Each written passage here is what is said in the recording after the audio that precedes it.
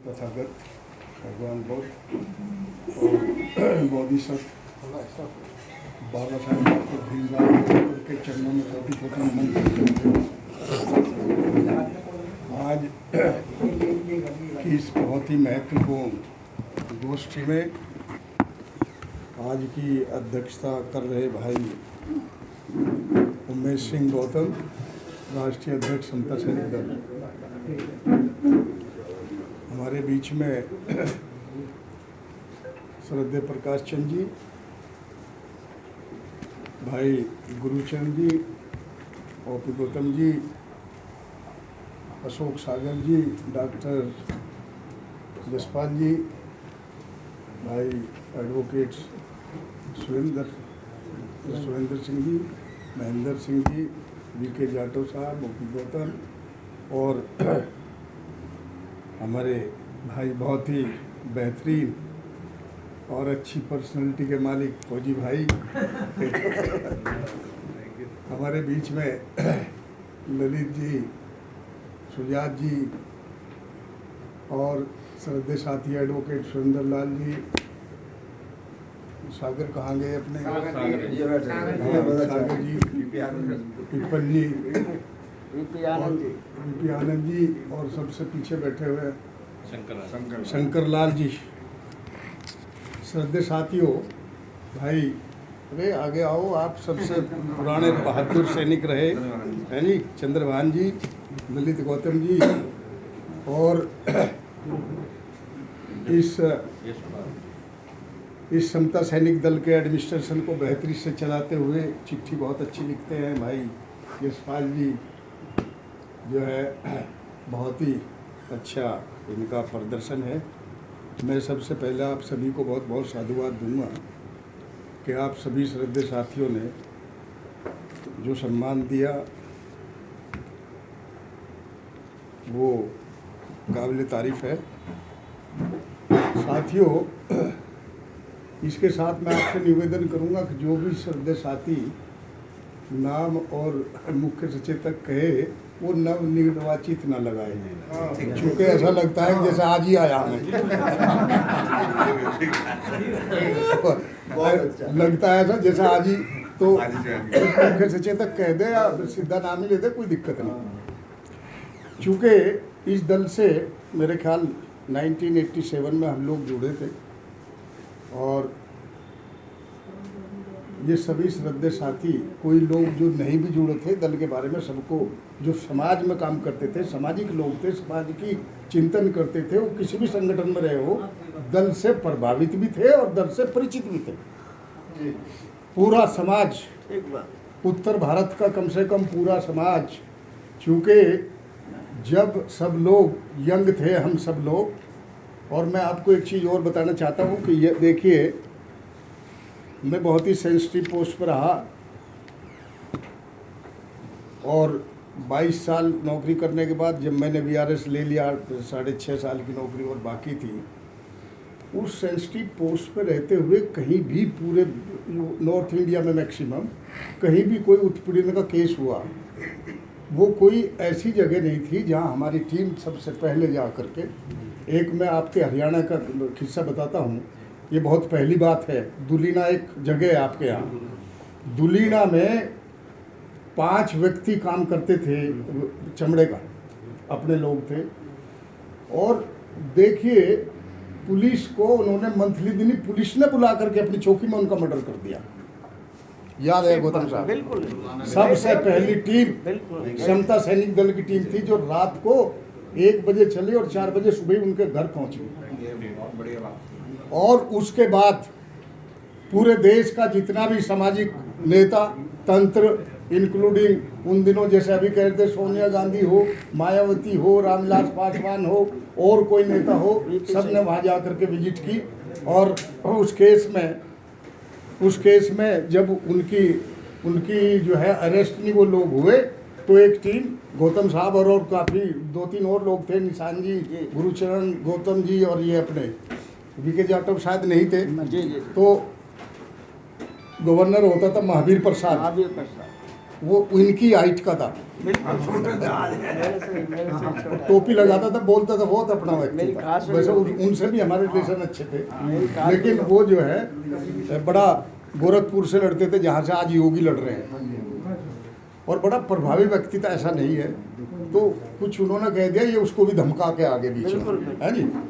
तो मेरा मतलब ये है कि दुलिया कांड हुआ, फिर सनपेड़ कांड हुआ, तुम्हारे यहाँ एक और झज्जर कांड हुआ, एक एक एक एक ये सोनीपत का हुआ, एक इधर लुधियाने का हुआ, सीकरी कांड, कितने कांड हुए जहाँ समता सैनिक दल की प्रेजेंस। समता सैनिक दल सुर्खियों में क्यों आया? समता सैनिक दल समाज की सुर्खियों में इसलिए आया कि जहाँ जहाँ भी कोई उत्पीड़न का केस हुआ, कोई एट्रोसिटीज हुई, समता सैनिक दल का सिपाही वहाँ मौजूद मिला। और एक बार की घटना ऐसी थी, कासना में झगड़ा हुआ, एक प्रदर्शन कर रहे थे हमारे समता सैनिक दल के लोग, और वहाँ उससे ट्रैफिक पुलिस से, वहाँ की ट्रैफिक पुलिस से झगड़ा हो गया वकील साहब, और वो भी सफ़ेद, हम भी सफ़ेद, और जो आम पब्लिक थी आपस में लठबाजी हो रही, कह रहे देखो ये आपस में लड़ रहे हैं। तो मैं ये बताना चाहता हूँ कि इस वर्दी का फ़ायदा भी है। जब आप वर्दी लगा करके कहीं किसी गांव और देहात में जाते हैं, इवन अथॉरिटीज कंसर्न के पास आप जाते हैं, दे फील कि यस दे आर समथिंग। कहाँ से आई? दिल्ली से आई कोई टीम आई भारी भरकम है यार, तो इन चीज़ों का काफ़ी लाभ मिला। और दासना जेल में जब वो 22 लड़के गए, हम यहाँ से पूरी टीम ले गए, करीब 50 गाड़ियाँ थी, दासना जेल के गेट खुल गए। आपने कभी देखा है? आप तो वकील हैं। दासना जेल के गेट खुल गए और दासना में करीब 2500 सैनिक हम लोग एंटर करके वहाँ पर प्रकाश चंद जी, और आप ये देखो जो 22 लड़के थे उनका मोरल कितना हुआ होगा। उन पर केस चला, कोई बात नहीं, वो धीरे धीरे समाप्त हो गया। क्वेश्चन ये है कि जब जो व्यक्ति आपके लिए काम कर रहा ग्राउंड पर, यदि आप जा करके उसे सपोर्ट नहीं करते, आप इमीडिएटली नहीं जाते, समाज में कोई घटना होती है आप नहीं जाते, तो समाज रिकॉग्नाइज कैसे करेगा आपको? एक चीज़ और, समता सैनिक दल का रिकॉग्निशन देखिए क्या है। जो पॉलिटिकल साइंस के लोग हैं या पॉलिटिशियन हैं या थोड़े भी समझदार हैं, वो ये जरूर समझते होंगे, जब कोई छोटा सा कंट्री, वो रिकॉग्नाइज कहाँ से होता है? जब वो उसकी आज़ादी इंडिपेंडेंस होती है, कोई बड़ा कंट्री उसको रिकॉग्नाइज करे, कोई उन इंटरनेशनल कम्युनिटी की कोई संस्था उनको रिकॉग्नाइज करे, तब वो रिकॉग्नाइज होता है।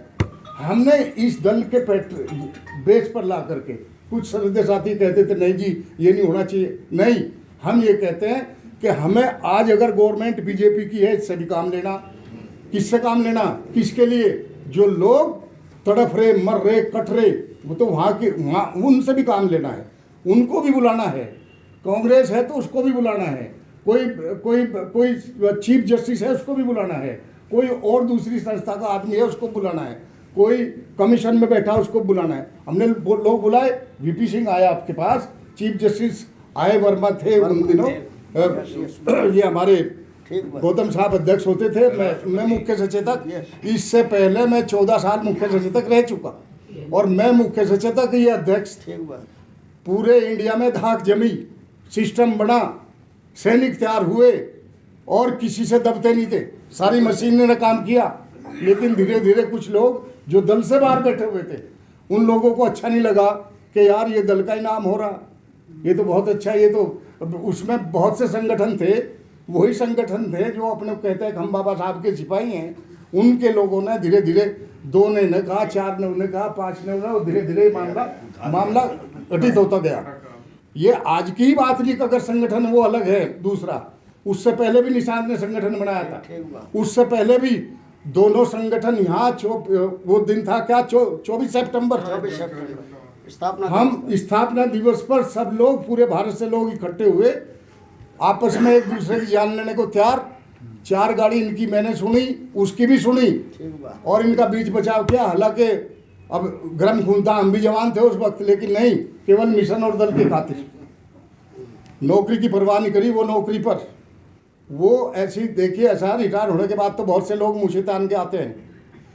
लोग वो माना जाता है बहादुर जो ऐसी जगह रहता हुआ इस समाज को संपूर्ण अपना दे, चाहे वो टीचर था, चाहे वो इवन 4th क्लास का था, चाहे किसी पोस्ट पर था। गवर्नमेंट सर्वेंट, गवर्नमेंट की नौकरी करते हुए जब किसी सिस्टम को लीड करता है, बहादुरी वो है। ये नहीं है कि रिटायर होकर के बहुत से लोग पहुंच जाते हैं। आज पूरे भारत में हमारा धर्म, ये जो बौद्ध धर्म है, ये ढीला क्यों चल रहा? रिटायर होने के बाद लोग बौद्ध भिक्षुक बन जाते हैं, एक मठाधीश हो जाते हैं बौद्ध विहार में आके, और वहाँ सिस्टम क्या करते हैं कि अरे इस बार आपको प्रधान बनना चाहिए, अरे नहीं ओपी गौतम जी आपको जनरल सेक्रेटरी बनना चाहिए, और सीधा क्या है वहाँ पर इलेक्शन। और जहाँ इलेक्शन दोस्तों प्रक्रिया शुरू होगी वहाँ दो पार्टी बनेगी, फिर समाज जुड़ेगा कैसे? फिर सपना कहाँ है बाबा साहब का? फिर तथागत का सिद्धांत कहाँ है? तो ऐसी बहुत सी बुराइयां हैं। आज बहुत समय लगेगा बात करने देते हुए, मैं नट सेल में ये कह देना चाहता हूँ श्रद्धेय साथियों, देखिए पहले भी जैसे अभी इनको कहा गया होगा, ऐसा इनकी गलती नहीं है। महेंद्र जी के गांव वहाँ हापुड़ गए, हम बहुत बार गए, और वो थे देव कुमार जी थे और थे इनकी पूरी टीम थी वहाँ।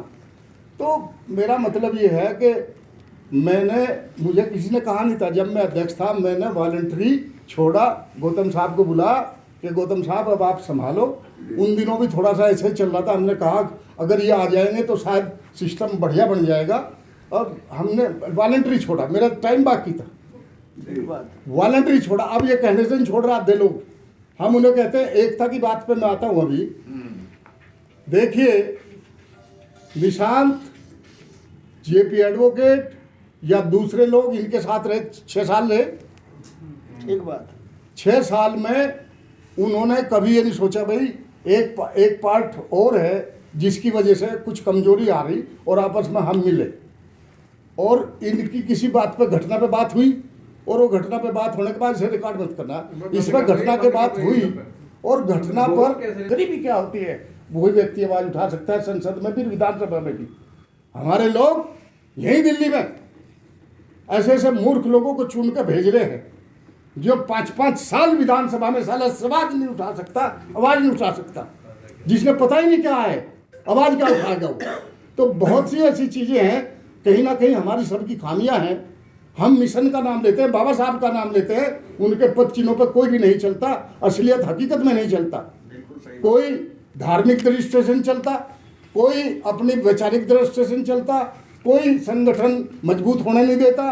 कोई संगठन की बात करता है तो वो कहता है नहीं मैं उसके संगठन में काम क्यों करूँगा, मैं राष्ट्रीय अध्यक्ष भी नहीं करूँगा। तो बहुत सी ऐसी चीज़ें हैं साथियों। एक छोटी सी कहावत है, एक वो उसकी बंदर की, और बंदर नहीं, एक कुत्ते की उसकी बाजी लगी कि भाई उसका कहा पहले जो जाकर कुत्ता और गधा कुत्ता कि भाई दौड़ में जो फर्स्ट आएगा वही शासन में बैठेगा।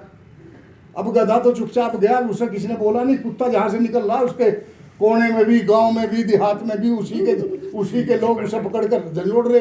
उसने जाके देखा, थोड़ी देर लटा पिटा गया साला, जाके देखा गधा सियासन पास ही ने। उसने कहा यार ये कैसे हो गया। तो जीस्ट कहानी का ये है कि हमारे समाज के ही लोग जो है वहाँ कहीं ना कहीं अपने आप इनको नहीं बढ़ा सकते। आई एम सॉरी भाई मेरे से गलती होगी, दूसरे की जूती उठा के सर पर रख लेंगे, ये भावना है प्रकाश जी हर जगह है। मैंने एक संगठन नहीं, वकील साहब SC ST का जो संगठन था कन्फेडरेशन, 13 साल मैंने वो भी चला, उसका हेड रहा हूँ 13 साल। उसमें 52 लाख लोग थे उस टाइम, सभी मिनिस्ट्री के लोग थे। और यहाँ से ये जो रथ वथ चला रहे ना, ये हम सब लोगों ने ये रथ 1997 में चला दिया था यहाँ से। और जब वो राष्ट्रपति थे अपने KR नारायण साहब, उनसे उसका वो करा था, हरी झंडी दिलवाई थी। वो बनते मरवा दिया लोगों ने, समाज के लोगों ने। एक राहुल बनते थे, उनका ये कमरा हमने ये भी छीन कर दिया था। इनसे ये कहाँ दे रहे थे कमरे, यहाँ रहते थे इस कमरे में वो। तो मेरा मतलब यह है बहुत सी चीज़ें हैं, हमें उसको इम्प्रूव करना है। आप सभी श्रद्धेय साथियों का बहुत अच्छा जो है एक सोच आई निकल के, और उसमें सबसे बेटर यही था कि हमें युवा जोड़ने चाहिए। सर्टेनली युवा के साथ हम जो लोग जो इस लाइन में बैठे हैं वो एक्सपीरियंस के लिए ये लोग भी चाहिए, 100% चाहिए। खाली युवा काम नहीं करते, तोड़ फोड़ मचा देंगे। 2018 में 2 अप्रैल को यहाँ से लेकर के यहाँ तक 1.5 लाख लोग करीब होंगे। अगर उन्हें कंट्रोल ना किया जाता जंतर मंतर पर, तो इसे दिल्ली में फूंक देते, सभी लोग फिर फांसी चढ़े मिलते। हम सारे बंद होते हैं। हम समता सैनिक दल के लोगों ने बिल्कुल सही। कम से कम डिसिप्लिन में रह करके कभी ये काम नहीं किया। हमने कहीं गवर्नमेंट की तोड़फोड़ की हो, हमने वो भी करा, और जो लड़के हमारे साथ जुड़े हमने उन्हें प्रोटेक्ट किया, हम उनको केस लगने दिए। आज नेता बन जाते हैं लोग, एक प्रदर्शन करते हैं, 20 मुकदमे 20-20 लग गए, उनकी जिंदगी खराब होगी ना। सही बात। जिस व्यक्ति ने ग्रेजुएशन की, आज अगर उस पर 20 केस आप लाद दोगे, उस पर फीस देने की वकील को नहीं है, कोर्ट में जाने का किराया नहीं है, वो क्या करेगा? तो इसलिए हमें यंग तो चाहिए, यंगस्टर तो चाहिए, लेकिन वेल डिसिप्लिन चाहिए, जो एक आवाज में रुक जा तो रुक गए और चलो तो चढ़ाई कर दो। ऐसा ही होता था। तो ये काम हम लोग करते रहे, और इसलिए एक कॉम्बिनेशन था। देखिए, आप किसी चीज़ में दक्ष हो सकते हैं, ये किसी में हो सकते हैं, वो कि सब शक्तियों को जोड़ करके एक संगठन बनता है, और जब वो संगठन बनता है फिर वो मजबूत संगठन होता है। वैचारिक हम ठीक है, हम भाई नहीं हैं, लेकिन हम वैचारिक भाई हैं, भाइयों से ज़्यादा। जहाँ वैचारिक भाईचारा होता है वो सबसे ज़्यादा मजबूत होता है। इस दल से हम केवल, हमें इसलिए प्यार है कि हमारा पहला संगठन था। हम 20-20 साल इकट्ठे रहे, 40-40 साल इकट्ठे रहे। अब नया संगठन बनाए, कहीं जाए, वो है जी वहाँ से आए तो लोग क्या कहेंगे, अजी ये वहाँ संगठन बनाए ना, अपना चला यहाँ आगे। तो अगर हमारा घर में कोई बिगाड़ है, मुझे ठीक करें ना जी पहले। उसे ठीक करने के लिए देखिए, हमें कोई कुरेज नहीं। जैसा गौतम साहब ने बताया, हमने उस टाइम रहते हुए भी कनॉट प्लेस में करीब 10 स्टेट के लोग बुलाए थे। गुरुचंद जी कितने थे? ज़्यादा थे। 14 स्टेट के लोग थे। हमने एकीकरण किया, बहुत बड़ी एक मीटिंग हुई उसमें चौधरी वाले ऑफिस में, और उसको मीटिंग को करके हमने सब सिस्टम किया था। ऐसा नहीं प्रयास नहीं किया। रहे इनकी बात, मैं आपसे सबसे एक गुजारिश करूँगा, किसी के बारे में, वो भी अपने भाई है, कोई बुरा ना बोले। वो जब शर्मिंदा होंगे उन्हें बोलने दो जो बोल रहे, लेट देम टॉक, कोई बात नहीं। एक दिन समय आएगा वो सब यहीं आएंगे, लेकिन थोड़ा गैप दो, थोड़ा समय दो। Immediately let us not start, वो सब आ जाएंगे, कोई कहीं भागेंगे नहीं, लेकिन हम अपना काम करें। किसी एक बहुत ही विद्वान व्यक्ति ने कहा कि छोटी लाइन के साथ बड़ी लाइन खींच दो तो वो अपने आप मिट जाती है। तो आप बड़ी लाइन खींचने का काम करने की कृपा करें, और वो कब खींचेगी, जब हर व्यक्ति ये सोचेगा भाई मुझे 14 अप्रैल को 50 आदमियों को ले चलना है। ये नहीं कि भाई वो फलाना ले आएगा, वो खीर वाली बात हो जाएगी फिर। तो हमें सबको अब अपने एरिया में सैनिक बनाने हैं। और जहाँ तक इनकी देखो, कैशियर जो होता है उसकी तो दिक्कत होती है। लोग कहते हैं भाई पैसे दे दे, पैसे उस पर है ही नहीं, जब देगा कहाँ से। जितने भी हमारे पदाधिकारी हैं, वो सजेशन ठीक लगा मुझे, सुजात जी का भी और आप सब भाइयों का, कि हम मेंबरशिप की पर्ची थोड़े से कम पैसे की, जो गांव देहात का भी आदमी कटवा ले। नहीं, सही बात है जी। सही है।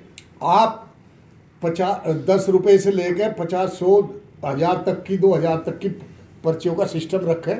जिसकी जैसी कैपेसिटी देखी उसे पकड़ा दी, भैया ले गौतम साहब 500 कटवा सकते हैं, 500 का एक ये ले ले, और रजिस्टर में चढ़ाओ, फला नंबर से फला नंबर तक उनके पास ये है, वो ले आएंगे। इन्हें दो, उन्हें दो, सबको। ये हमारा सबका, देखो जब इसको बिल्डअप करना है सिस्टम को, वो अलग बात है, भाई किसी ने ज़्यादा दे दिया, किसी ने कम, वो अलग बात है। लेकिन जिस व्यक्ति को हम पर्ची देंगे, वो पैसा देगा, तो वो उस दल से अपनी बिलोंगिंगनेस रखेगा, उसे लगेगा कि इसमें मेरा हिस्सा है, मुझे भी चलना चाहिए। आप सब लोग, सबको, जितने भी पदाधिकारी हैं, उनको सबको इशू कर दो पर्ची। अपना रजिस्टर बनाओ एक, उसमें सीरियल नंबर फ्रॉम दिस इनको दे दी, ये फ्रॉम दिस इनको दे दी, और 1 महीने में आप 20 दिन में उनका हिसाब ले आओ, भैया पर्ची ले आओ, कहाँ है। उनको डेट दो, इस हाँ। डेट को लेंगे वैसे। एक तो ये आपका धन इकट्ठा होगा। दूसरा, इसके आगे हम और काम करेंगे, हम स्टेट लेवल पर भी देंगे। उनको कहेंगे 40%, 60% तुम रखो, 40 हमें दे दो। हाँ, मैंने ये सुझाव दिया था मैंने। है जी, 60 तुम रख लो, 40% हमें दे दो। उनको भी दे। अब जो स्टेट अध्यक्ष बना है, वो उससे अपना खर्चा भी चलाए, लेकिन सेंटर में भी दे दे। ये सिस्टम चलेगा। और जहाँ तक आपने फौजी जी कही थी आरएसएस और हेडगेयर ने ये जो 1925 में बनाया, बाबा साहब ने ही उनका संविधान लिखा था, 1924 में ये बना था। लेकिन उसका कारण यही है जो हम डिस्कस कर रहे हैं अब, यही है भाई। वो कश्मीर से लेकर कन्याकुमारी तक ब्राह्मण एक है, आप लोग समझिए आप। प्लस उस आरएसएस को मजबूत करने के लिए फाइनेंस पोजीशन बहुत बड़ी है। मैं तो ब्राह्मण हूँ, तीसरा, ब्याह रखा मैंने। बहुत अच्छा आपने गलती की, एक समाज को खराब कर दिया। दूसरा सबसे बड़ी बात, ब्राह्मणों पे आके कोई बढ़ाई नहीं किया आपने। अपने समाज में होते कम से कम बढ़िया बच्चे होते, इसको करने दे यार, क्या है देखिए ऐसा है सही है भाई, सही बात है। देखिए जब दूसरी बात क्या है कि वो लोग जितना भी सिस्टम है उनका, वो पैसे से मजबूत है, सिस्टम से मजबूत है। इस देश में धर्म में वो काम कर रहे हैं। इस देश की राजनीति धर्म से प्रभावित है। कोई भी राजनेता, कोई भी पार्टी ऐसी नहीं है जो धर्म की तरफ नहीं भाग रही। हालांकि इसका विपरीत है, संविधान ने कभी ये अलाउ नहीं किया कि धर्म और राजनीति को मिक्स किया जाए। लेकिन आज पूरे भारत में क्या सदियों से ये होता आया कि धर्म की बिना पर, धर्म के कंधे पर चढ़कर राजनीति हुई। और जब धर्म के कंधे पर चढ़कर राजनीति हुई तो सर्टेनली कुछ लोगों का, कुछ वहाँ कुछ वर्ग का अवहेलना निश्चित रूप से हुई। ये भी एक कारण है। आज इस देश में आपको पता है कि कितने करीब 100-150 जने कितने वो है अपने 2500 टेम्पल हैं, 2500 टेम्पल है और 1500 आपके स्कूल हैं, यूनिवर्सिटी, आरएसएस की, और केवल 75,000 जो है वो है आपके हॉस्पिटल्स। स्वास्थ्य पे और शिक्षा की मैं बात कर रहा हूँ, और धर्म की। धर्म के जो मठाधीश बने हुए हैं, कॉर्पोरेट ऑफिस, बड़े बड़े मंदिर, वो हैं इस देश में 2500। ये स्टैंडर्ड के भीख मंगे हैं सर। अच्छा, इनको एक हम मिनट, कहते हैं दूसरा नहीं है ये। जो जहाँ यूनिवर्सिटी होनी चाहिए, मैं आ रहा हूँ किसी पॉइंट पे, वहाँ है 1500, और ये जो है ये 15 लाख, सॉरी 2.5 लाख और 15 लाख की बात है। और ये है 75,000 केवल क्या अपने हॉस्पिटल्स। मेरा मतलब कहने का है, हमें एज ए समता सैनिक दल के पैटर्न पे अपने लोगों को एजुकेशन के सिस्टम में भी, देखिए हमें किसी अंधाधुंध नहीं चला, किसी ऑब्जेक्ट पर काम करना है।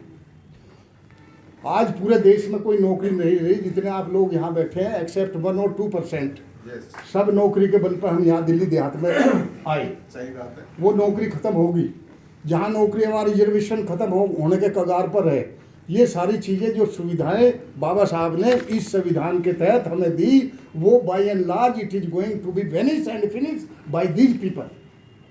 उसमें एक ही पार्टी का हक वो नहीं है, इसमें सबका ही वही है। जब तुम्हारी बात आती है, तुम्हारी का मतलब शेड्यूल कास्ट की, दलित की, पिछड़े की, वहाँ वो एक हो जाते हैं। पूरा देश का तो ब्राह्मण है क्या हमारा? ये जो हम तो अपनी ज़िंदगी जी लिए नहीं, हो गया कोई 65 का, कोई 70 का। जो हमारी जनरेशन आ रही है उनके लिए न नौकरी है, न साधन है, न एग्रीकल्चर लैंड है, कुछ भी नहीं उनके लिए।